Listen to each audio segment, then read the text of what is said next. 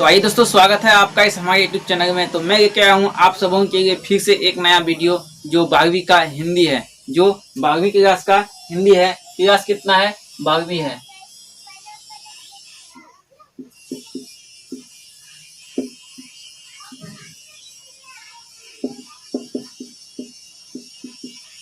Class कितना है? 12वीं का हिंदी आपको आज मैं पढ़ाने वाला हूँ। ठीक, आज को आपको पढ़ाने वाला हूँ 12वीं का हिंदी।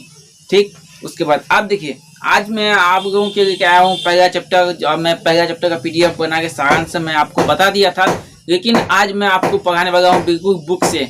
तो बिल्कुल बुक से पढ़ाऊंगा आज। आज क्या है? बातचीत। आज का क्या है? शीर्षक का निबंध क्या है? बातचीत एक निबंध है। तो किसी भी निबंध को या किसी भी कविता या किसी भी कहानी को जानने से पहले थोड़ा सा उसके रचयिता के बारे में जान लेते हैं, कवि के बारे में जान लेते हैं, तो बहुत ही अच्छा लगता है, इम्पोर्टेंट आता है। तो बातचीत का जो लेखक है वो है बाल कृष्ण भट्ट। कौन है? बाल कृष्ण भट्ट।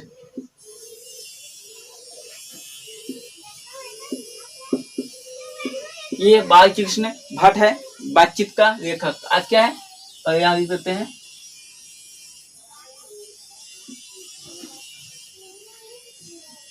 यह है बातचीत निबंध। क्या है? निबंध है। ये बातचीत निबंध है। तो क्या है बातचीत निबंध में? बालकृष्ण भट्ट का जन्म की बात किया जाए तो इसका जन्म हुआ था 23 जून 1844 ईस्वी में हुआ था। 1844 में। अच्छा, अब इसका निधन की बात किया जाए तो इसका निधन कब हुआ था? 20 जुलाई, याद रखिएगा, 1914 ईस्वी में ये हुआ था उसका जन्म, और ये हुआ था इसका मृत्यु।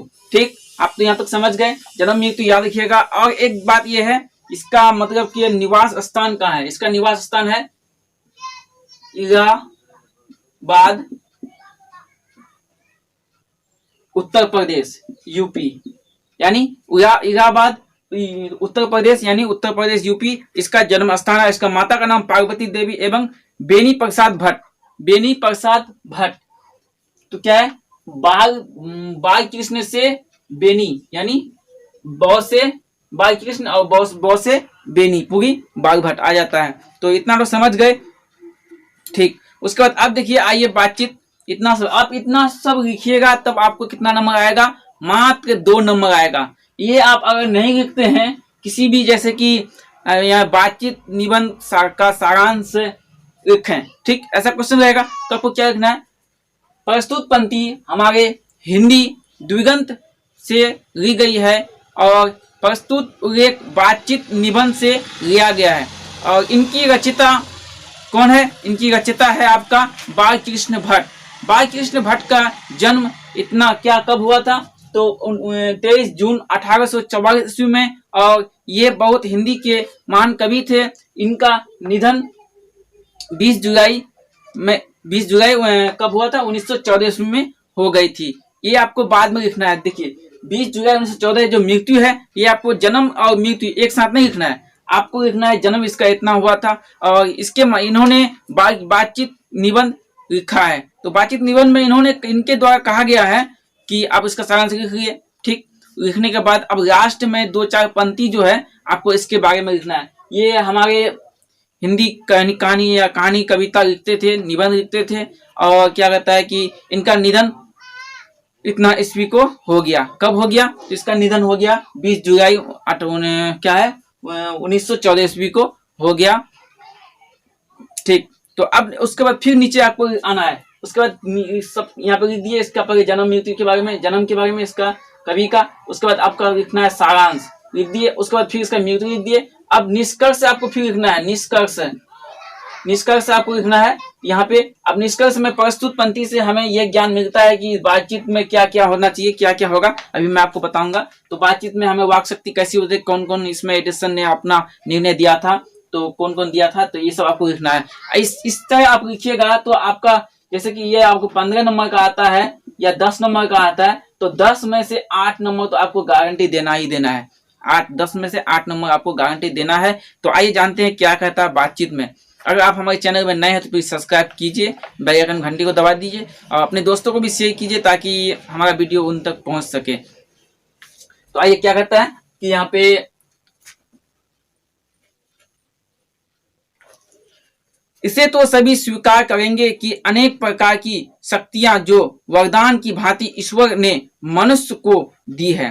देखिए इन्हें तो सब क्या कहता है स्वीकार करेंगे। जो हमें जब जब बोलते हैं, हम जब एक दूसरे को समझाते हैं तो वाक शक्ति मतलब हम जो वाणी अपना निकालते हैं तो ये तो एक दूसरे को ईश्वर वरदान भी, ईश्वर शक्ति, अनेक प्रकार की शक्ति जो वरदान की भांति ईश्वर ने मनुष्य को दी है, उसमें वाक शक्ति भी एक है। उनमें क्या है? वाक शक्ति भी एक है। वाक शक्ति क्या होता है? वाक शक्ति होता है आपका वाणी।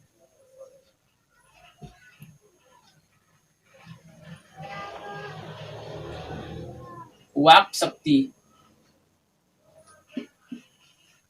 वाक शक्ति क्या होगा? आपका वाणी हो गया, वाणी शक्ति। देखिए इसमें जितना भी कट्टर सब आएगा हिंदी जिसका आप मीनिंग नहीं जानते हैं, वर्ड नहीं जानते हैं, तो हम सब एक एक करके आपको यहाँ पे बताएंगे। तो ये क्या है? यहाँ तक तो आ गए। यदि मनुष्य की और इंद्रियां अपनी अपनी शक्तियों में अविकल रहती और वाक शक्ति मनुष्य में ना होती तो हम नहीं जानते कि इस गूंगी सृष्टि का क्या हाल है। देखिए यहाँ पे आया क्या? यदि मनुष्य की और इंद्रियां क्या है? तो इंद्रियां हमारा क्या है? तो आंख, नाक, कान, मुंह, जिह्वा, ये इंद्रियां है। तो इंद्रियां 10 होते हैं। कितना होते हैं? इंद्रियां आपका 10 होते हैं। और क्या होता है कि इन 10 में से एक वाक शक्ति हमारा इंद्रिय है। ठीक, यहाँ तक समझ गए। अब आइए आगे क्या कहता है कि अगर हम नहीं बोलते तो हमारा क्या होता है कि गूंगी सृष्टि का क्या हाल होता। हम ये मतलब कल्पना कर रहे हैं कि हम अगर नहीं बोलते तो कैसे संसार चलता, क्या होता, नहीं होता। ठीक, उसके बाद देखिए सब लोग यूंज पूंज हो मानो कोने में बैठा दिए गए होते। यूंज पूंज क्या है कि सब लोग यूंज पूंज यानी बिना हाथ पैर का। यूंज पूंज का क्या होता है आपका? देखिए 2 नंबर में आया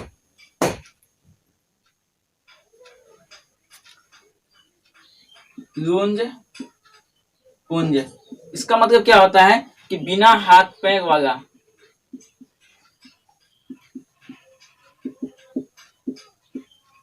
यानी नंगा लूला।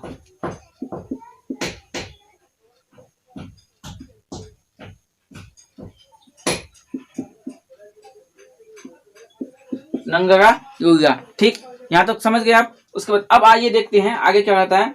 मानो कोने में बैठा होता, मतलब बिना हाथ पैर वगैरह, शरीर अव्यस्त रहता और शिकार रहता, तो हम क्या करते? जहां होता वहीं बैठ के रहते, वहीं पकड़े रहते, वहीं धरे रहते, ऐसा रहते ना। तो यही बता रहा है कि यूंज पूंज होकर पड़े रहते। ठीक, अब आइए आगे आगे क्या कहता है। कोने में बैठा दिए होते और जो कुछ दुख सुख का अनुभव हम अपनी दूसरी इंद्रियां के द्वारा करते। हमें मतलब एक दो हम जो बताए यहाँ पे 10 इंद्रियां में से एक वाक शक्ति है। तो ये क्या है? अगर ये इंद्रियां नहीं रहती हमारे साथ तो हम क्या करते? दुख सुख का अनुभव अपनी दूसरी इंद्रियों के द्वारा ही करते। यहाँ पे हम बोल नहीं सकते थे। हमें पीड़ा होती है, हमें दर्द होता है, हमें दुख होता है, हमारा सर दुखता है, हम बोल नहीं सकते। बस एक दूसरे से हम कैसे कहते ये हमको खुद पता नहीं चलता है।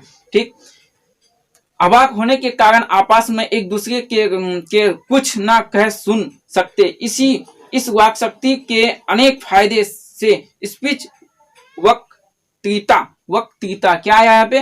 वक्तृता आ गया, यानी बोलने की कला को वक्तृता कहते हैं। यानी वक्तृता देखिए आपको लिख देते हैं यहाँ पे, कठिन थोड़ा सा आ गया यहाँ पे।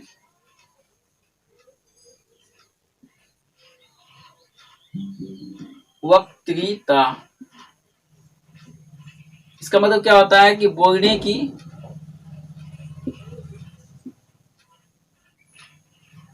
क्या होता है? बोलने की कला, भाषण देने की कला, बोलने की कला भाषण देने की कला। ठीक, ये होता है। मतलब हम जो अभी यहाँ पर बड़बड़ कर रहे हैं, बक रहे हैं, बकौती कर रहे हैं, तो यही सब न है, बोलने की कला या भाषण देने की कला। अब कोई स्टेट पे जाके भाषण देता है तो भाषण हुआ, हम यहाँ बोलते हैं तो ये बकवास हुआ। यही इसी को कहता है वक्तृता। अब देखिए आगे क्या कहता है,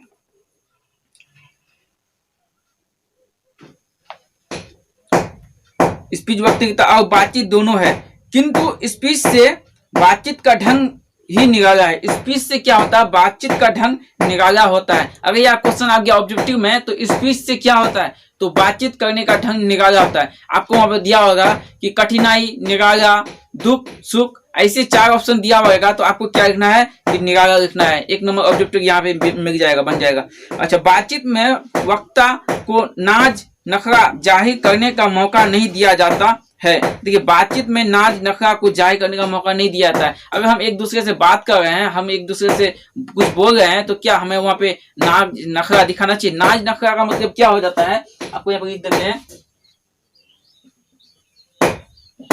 नाज नखरा। नाज नखरा का मतलब ये होता है कि हम जैसे कि कोई आजकल का मतलब झूठ फूट का किसी को कुछ बहाना बनाना या अस्वीकृत बात को स्वीकार करना, ये सब मतलब कोई बात जैसे कोई नहीं मान रहा, उसको किसी तरह भगा के फुसला के किसी तरह झूठ फूट का हम उसको मना देते हैं, तो वही हुआ नाज नखरा। मतलब आजकल देखते हो ना, बीवी शादी तो नहीं की है अब तक, लेकिन बीवी का नखरा जो उठाता है वही नाज नखरा होता है। उसके बाद अब देखिए आगे क्या कहता है कि नाज नखरा करने का मौका नहीं दिया जाता है कि वह बड़े अंदाज से गिन कर पांव रखता हुआ पुलपित पर खड़ा हो। और देखिए पुलपित, ये बात यहाँ पे और भी आ गया, पुलपित यानी पावदान, पायदान, पुलपित, इसको हम लिख देते हैं पुलपित यानी पायदान। पायदान जहां हम पैर रखते हैं, सीढ़ी मतलब घर में चलते हैं, जैसे कि ऊंचा घर है तो यहाँ पे ऊंचा मेरा घर है, ठीक, ये मेरा ऊंचा घर है, ठीक। तो यहाँ से हमको इतना दूर जाना है, तो हम क्या करेंगे, एक सीढ़ी एक सीढ़ी एक सीढ़ी एक सीढ़ी बनाएंगे ना, इसी को पायदान पायदान कहते हैं, है ना, ये इसी को पायदान कहते हैं, ठीक। आप समझ गए यहाँ तो। उसके बाद अब आगे आगे आइए, क्या कहता है कि पर खड़ा गिन गिन कर पांव रखता हुआ पुलकित पर खड़ा हो। और पुण्य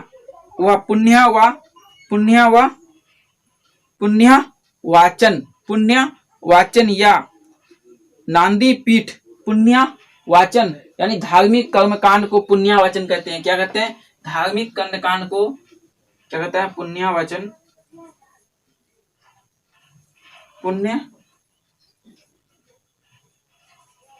वाचन। पुण्य वाचन क्या है, धार्मिक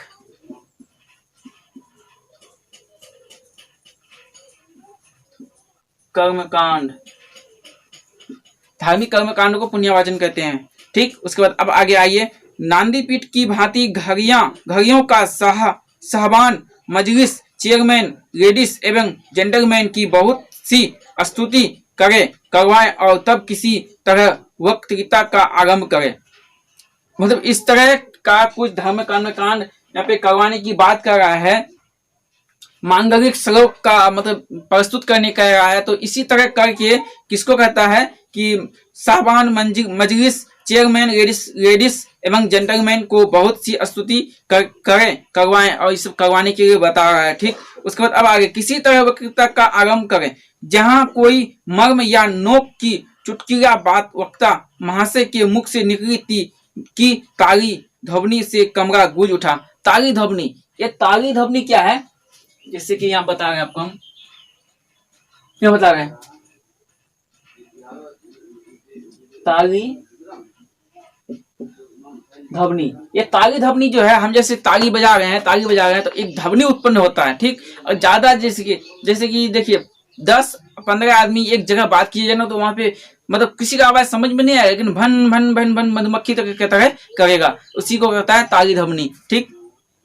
अब आगे आइए, अगर आप हमारे चैनल में नए हैं तो प्लीज सब्सक्राइब कीजिए ताकि हमें और भी खुशी मिलेगा वीडियो बनाने के लिए, आप लोगों को बताने के लिए। तो अपने दोस्तों को भी शेयर कीजिए ताकि हमें अच्छा खुशी मिले, मोटिवेशन मिले कि हम आप लोग को पढ़ा सकें, बता सकें। तो क्या कहता है कि आगे आइए, क्या कहता है कि जहाँ ताली धपनी से कमरा गूंज उठा, इसलिए वक्ता को खामख्वाह ढूंढकर कोई ऐसा मौका अपनी वक्तृता में लाना ही पड़ता है जिससे करत ध्वनि अवश्य हो। जैसे इसलिए वक्ता को खामख्वाह, यहाँ पे एक वर्ड आ गया खामख्वाह, बेमतलब यानी बरबस, बेमतलब खामख्वाह जो ऐसे आ गया, आपको यहाँ पे बता देते हैं इसको।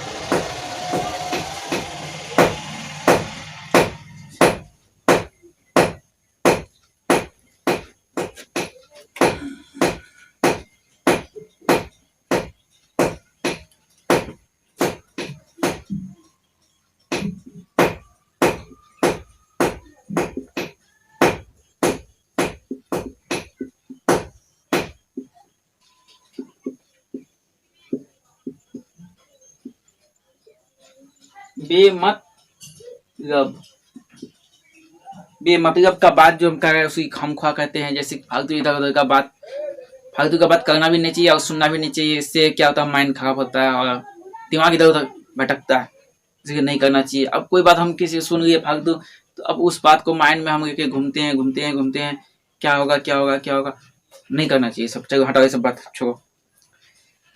इसलिए मौका व्यक्त जाना ही पड़ता है जिसमें करत ध्वनि अवश्य हो, जिसमें करत ध्वनि अवश्य हो। करत ध्वनि, अब यहाँ पे फिर आएगा क्या, करत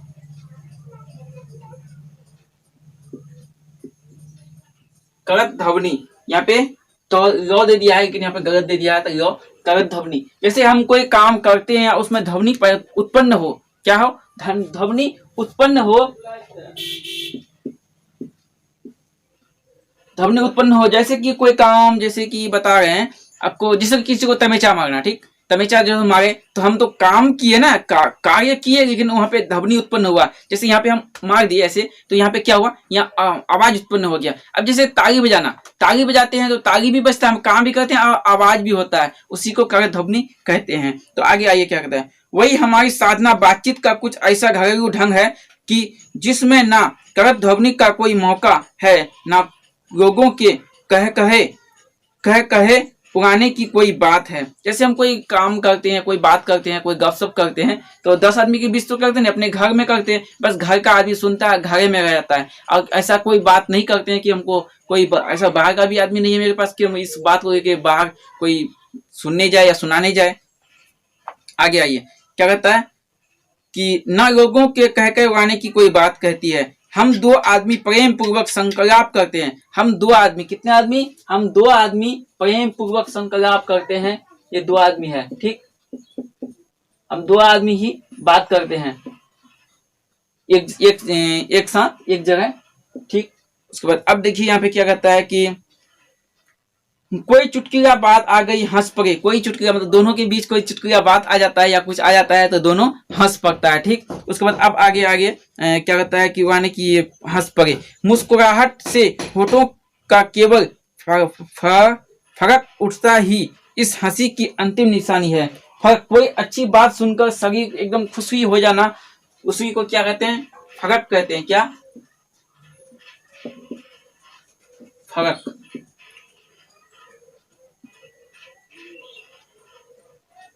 कोई बात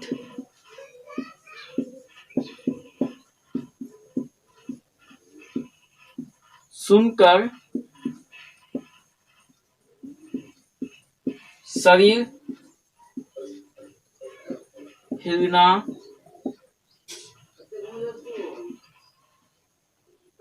शरीर हिलना या कार्य करना। तो ये समझ गए आप यहाँ तक।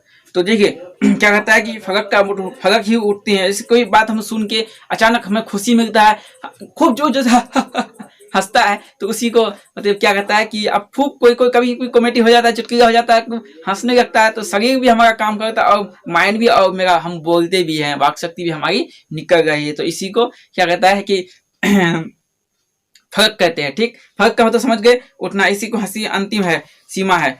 स्पीच का उद्देश्य सुनने वालों के मन में जोश और उत्पन्न पैदा करता है। ये स्पीच का जैसे क्या कहता है कि स्पीच का उद्देश्य सुनने वाले, जैसे कि अब कोई इंग्लिश में अटक पटक सब बोल देता है, हमको समझ में नहीं आता, हम नहीं जानते इंग्लिश तो क्या बोला क्या नहीं, लेकिन जो अब ट्विंकल ट्विंकल यस पापा, अब जो समझ रहा है तो उसी ने कहेगा कि ट्विंकल ट्विंकल यस पापा कहेगा कि अब ट्विंकल को पापा कह रहा है क्या कह रहा है। अब जो नहीं जानता है बस वो चुपचाप ऐसे है, मतलब क्या बोला नहीं बोला, चलो इधर से सुने इधर खत्म भागो। तो लेकिन जो सुना स्पीच यानी कोई भी भाषण हो, हिंदी में, इंग्लिश में, उर्दू में, बंगला में, कथा में, अरबी में, संस्कृत में, फारसी में, किसी में भी हो, लेकिन जो समझ पाएगा उस वही ना कुछ कह सकता है। जो नहीं समझेगा तो वो गया, कोई काम का नहीं, आया काम गया काम, सुने है ना। उसके बाद अब आगे देखते हैं क्या कहता है, उत्साह पैदा कर देना है। तो घरेलू बातचीत मन रमाने का ढंग है। घरेलू बातचीत जो है, आप मन नहीं लगता, चलो कोई बात कह दिया, किसी से कुछ सुन के आया तो घर में आपस में बांटना चाहिए, और बांटना भी चाहिए ताकि घर का आदमी को पता चले कौन हमारे बारे में क्या कहता है, किसके बारे में क्या कहता है, ये पता भी चलना चाहिए।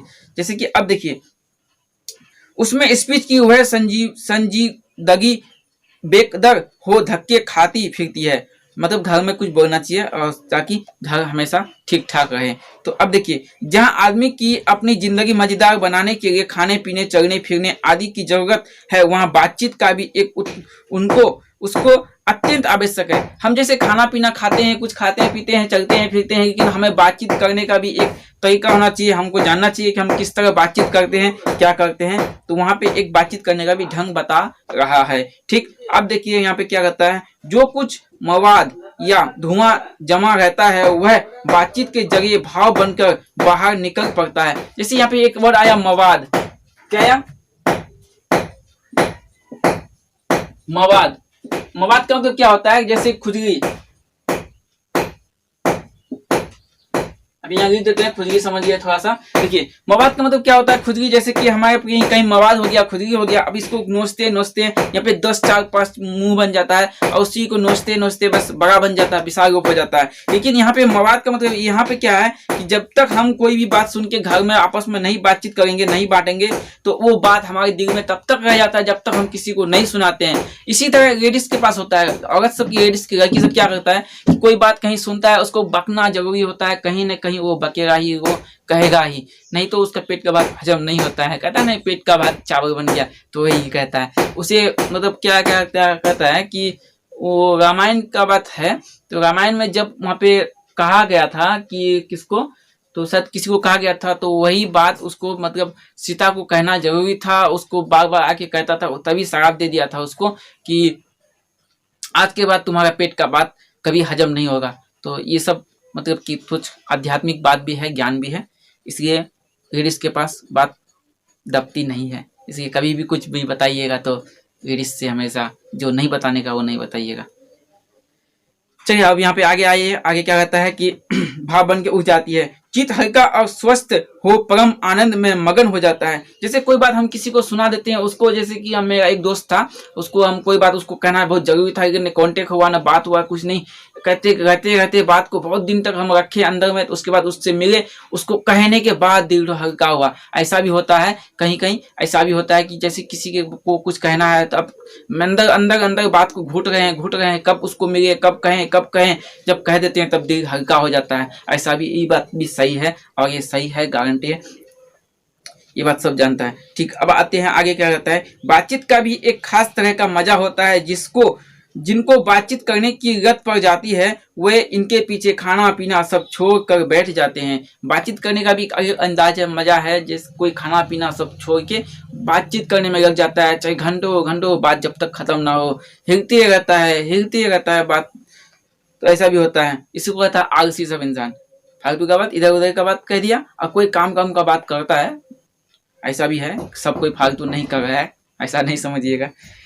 अपना बड़ा हर्ज कर देना उसे पसंद आता है। अपना बड़ा हर्ज यानी हानि, नुकसान, अत्यंत रुकावट, इसी को क्या कहते हैं, हर्ज कहते हैं। हानि, नुकसान, रुकावट, बाधा, ये सब पर्यायवाची शब्द है, थोड़ा ध्यान रखिएगा। हाँ, तो आपको जो 12वीं का हिंदी में जो जितना भी एग्जाम में आता है, पर्यायवाची, संधि विच्छेद, सर्वनाम, विशेषण, क्रिया, तो ये सब बाहर से कहीं से नहीं आता है, बस आपका बुक से ही आपको पूछा जाता है। आपका बुक से ही आपको पूछा जाता है। जैसे कि हर्ज हुआ, तो हर्ज का मतलब क्या होता है, हर्ज का पर्यायवाची शब्द लिखे हैं, यहाँ पे 5 शब्द दिया हुआ है, 4 शब्द दिया हुआ है, लेकिन आप यही से में से 2 शब्द लिखे हैं, 3 शब्द लिखे हैं। ऐसा नहीं है कि आप यहाँ पे आपको बताया 2 शब्द आपको दे दिया क्वेश्चन में 5 शब्द, ऐसा नहीं होता है। यहीं से आपको पूछेगा और यहीं से पूछता भी है और यहीं से पूछना भी चाहिए। ठीक, अब आते हैं क्या क्या, पर वे बातचीत का मजा नहीं खोना चाहते हैं। रॉबिन्सन क्रूसो का किस्सा बहुधा लोगों ने पढ़ा होगा, जिसे 16 वर्ष तक मनुष्य मुख देखने को भी नहीं मिला। कुत्ता, बिल्ली आदि जानवरों के बीच में रह 16 वर्ष के उपरांत उसे फ्राइडे के मुख से एक बात सुनी, यद्यपि उसे अपनी जंगली बोली में कहा था। उस पर समय रॉबिन्सन को ऐसा आनंद हुआ मानो उसे नए सिरे से फिर से आदमी का चोगा पाया। इससे सिद्ध होता है कि मनुष्य को की वाक्शक्ति में कहाँ तक लुभा देने की ताकत है। जिसने केवल पत्र व्यवहार के कभी एक बात की साक्षात्कार नहीं हुआ। साक्षात्कार मतलब किसी को दर्शाना या हकीकत में बयां करना, उसी को साक्षात्कार कहते हैं। जैसे कोई गवाह होता है, साक्षात्कार गवाह क्या है आपके पास, कुछ तो है, इसलिए उसे साक्षात्कार कहते हैं। साक्षात्कार यही होता है हिंदी।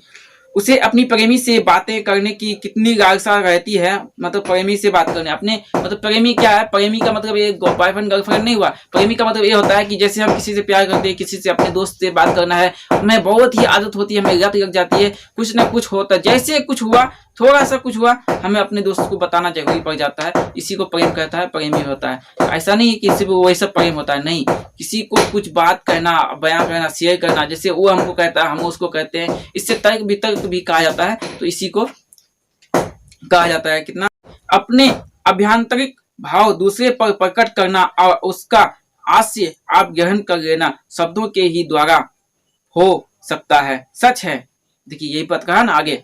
तो जैसे कि अपना मतलब भाव हम दूसरे को व्यक्त करते हैं, दूसरे का भाव सुनते हैं, उसको समझते हैं, आखिर क्या कहा, कितना तक सही कहा, क्या गलत कहा, अपने अंदर उसको मतलब रिझाना चाहिए। ठीक, अच्छा, सच कहा तब मनुष्य बोलता नहीं, तब तक उसका गुण दोष प्रकट नहीं होता है। जैसे मनुष्य जब तक बोलता नहीं, ठीक है, किसने कहा है ये बात, इसका नाम नहीं आता, लेकिन कोई कहा होगा। देखिए इसको नोट कीजिए, सच है जब तक मनुष्य बोलता नहीं तब तक उसका गुण दोष प्रकट नहीं होता। ठीक, गुण दोष प्रकट नहीं। बेन जॉनसन का यह कहना, हाँ देखिए आया ना, कोई तो कहा, बेन जॉनसन का यह कहना क्या है कि सच है जब तक मनुष्य बोलता नहीं तब तक उनका गुण दोष बाहर निकलता नहीं। ठीक, ये आपको नोट कीजिएगा। 1 नंबर 2 नंबर या आपका ये क्वेश्चन आ जाएगा। 2 नंबर या कहना है कि बोलने से ही मनुष्य के रूप का साक्षात्कार होता है। साक्षात्कार का पहले बता दिए, साक्षात्कार क्या होता है, तो सब बोलने से ही मनुष्य का रूप साक्षात्कार होता है। बहुत ही उचित जान पड़ता है, बहुत ही उचित जान पड़ता है। इस बातचीत की सीमा 2 से लेकर वहां तक रखी जा सकती है जहां तक उनकी जमात, मीटिंग या सभा का समझ ली जाए। जमात, मीटिंग मतलब कोई भी बात हम बोलते हैं तो वहां पे समाज मतलब सभा में बोलना चाहिए, या कोई भी बात बोलते हैं तो वहां तक बात को भी समझना चाहिए। उसके बाद आगे क्या कहता है कि समझ लीजिए, एडिसन का मत है। देखिए एडिसन क्या कहता है, वहां पे कौन कहा, पहले कौन कहा, बेन जॉनसन का, अब यहाँ एडिसन का। ये दोनों का बात अभी याद रखिएगा, दोनों ने क्या कहा था, क्वेश्चन भी शायद होगा इधर, देखने दीजिए। हाँ, बातचीत के संबंध में बेन जॉनसन और एडिसन के क्या विचार हैं, देखिए क्वेश्चन में आ गया बातचीत के, देखिए आएगा क्वेश्चन में, तो इसको दोनों को याद रखिएगा और इसको दोनों को नोट भी कीजिएगा आप लोग। तो बातचीत में सीमा को लेकर वहां एडिसन का मत है कि असल बातचीत सिर्फ 2 व्यक्तियों के बीच हो सकती है। 2 व्यक्ति, देखिए 2 व्यक्ति, यहाँ पे 2 व्यक्ति के बीच हो सकती है।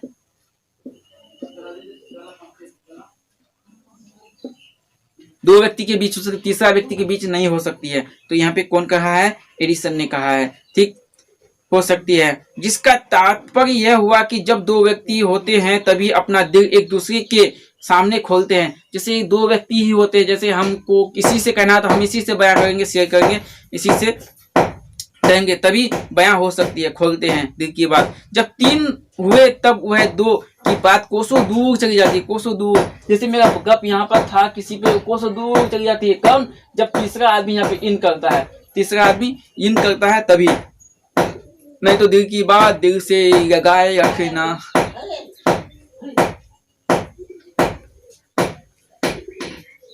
तो क्या कहता है कि क्वेश्चन दूसरे, कहाँ भी है कि 6 कानों में परी बात खुल जाती है। कहाँ भी है, देखिए 6 कान का मतलब क्या होता है, जैसे कि यहाँ पे 1 मुंडी 2 मुंडी 3 मुंडी, 3 मुंडी में 6 कान होता है ना, कि 4 कान में होता है, 4 मुंडी में होता है, ये 3 मुंडी हुआ। ठीक, ये 3 मुंडी में कितना कान हुआ, 2 कान इनका 2 कान इनका 2 कान इनका, 6 कान हो गया। तो 3 आदमी के बीच बात को मतलब रहती नहीं है, बात कहीं ना कहीं उड़ जाती है, फुल हो जाती है बात। इसलिए 3 आदमी के बीच बात कभी नहीं करना चाहिए, और बात करना चाहिए लेकिन दिल का बात किसी को 3 आदमी को नहीं बताना चाहिए। 3 आदमी कब, जब हम एक दूसरे से बात करें और तीसरा आ गया तब नहीं। अब 3 आदमी को बुला के अगर बात करना तो कर सकते हैं, लेकिन अब 2 आदमी के बीच में, तो अपने दोस्त के बीच बात कर रहे हैं, या अपने साथी की, अपने परिवार के बीच बात करें, अपने बेटा के बीच बात करें, बेटी के बीच बात करें, तो तीसरा आदमी आ जाए ना, तो बात को थोड़ा तो बहुत दूर कर देना चाहिए, उसको पलटा देना चाहिए। ऐसा कहाँ देखा जाता है, ऐसा लेडीज सबके पास देखा जाता है, औरत सबके पास। तो क्या कहता है, कोस दूर चले जाते हैं। कहा भी है कि 6 कानों में परी बात खुल जाती है। दूसरे यह कि किसी तीसरे आदमी के आ जाते ही यह तो वह दोनों अपनी बातचीत से निरस्त हो बैठे या उसे निपट मूर्ख अज्ञानी समझ बनाने लगते हैं। ये मतलब कोई बात हम कर रहे हैं तो उसको जैसे कोई तीसरा आदमी आ गया तो हम बात को ऐसे घुमा फिरा के बात कर रहे हैं कि ताकि तीसरा आदमी को मूर्ख समझ गया, हम दोनों मूर्ख क्या बात कर रहा है क्या नहीं, चलो हटो यहाँ से भागो, ऐसा सोच सकता है, वो सोचेगा। तो इसलिए तीसरा आदमी जब भी आए तो बात को पलट देना चाहिए, इधर उधर कर देना चाहिए। तो जैसे गर्म दूध और ठंडे पानी के 2 बर्तन पास पास सटे हैं। चलिए यहाँ तक आज समाप्त करते हैं, फिर आते हैं नेक्स्ट वीडियो में, और नेक्स्ट वीडियो में आपको फिर समझाएंगे और बताएंगे पूरा कहानी क्या है। तो मिलते हैं फिर नेक्स्ट वीडियो में, और हमारे चैनल में आप नए हैं तो प्लीज सब्सक्राइब कीजिए ताकि नया वीडियो आपको मिले। तो फिर यह है द बागवी का हिंदी, मिलते हैं फिर नए वीडियो में, तब तक के लिए। तो कैसा लगा आपको हमारा ये वीडियो पसंद आए तो लाइक सब्सक्राइब करना ना भूलें, साथ ही साथ चैनल को कर दीजिए सब्सक्राइब ताकि हमारा वीडियो आप तक पहुंचते रहे। हाँ, बेल आइकन को दबाना ना भूलें। फिर मिलते हैं नए वीडियो लेकर नए टॉपिक के साथ, तब तक बने रहिए हमारे इस YouTube चैनल में। जय हिंद, जय